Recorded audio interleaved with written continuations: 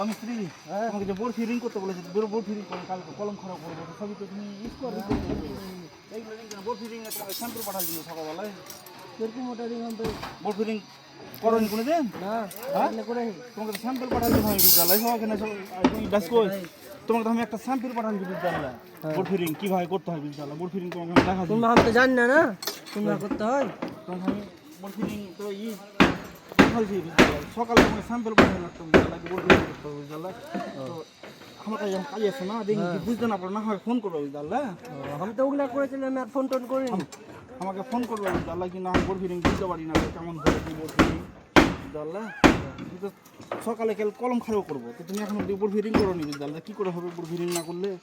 হ্যাঁ এগুলো রিং করা খুব সহজ বিদ্যালয়, কাজ যদি না জানো তাহলে খুবই রোডটা কত করে সে রোডটা বিদ্যালয় একটু মানে আর 5 এম করতে হবে বিদ্যালয়।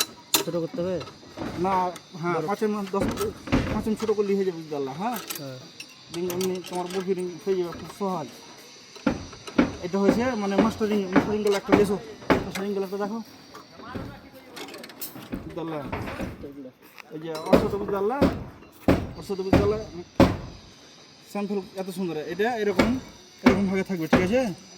এইভাবে থাকবে ওটা, এরকম ভাবে থাকবে বিদ্যালয়, এরকম রিং বিদ্যালয় করো, যে রড বিদ্যালয় কাটা আছে। হ্যাঁ দেখেছো তো বুঝতাম না। অনেক মিস্ত্রি তো রিং এটা করতে জানে না, আমি তো পারি না। তোমাকে তো স্যাম্পল আমি দেখিয়ে দিলাম কেমন ভাবে করতে হবে রিং।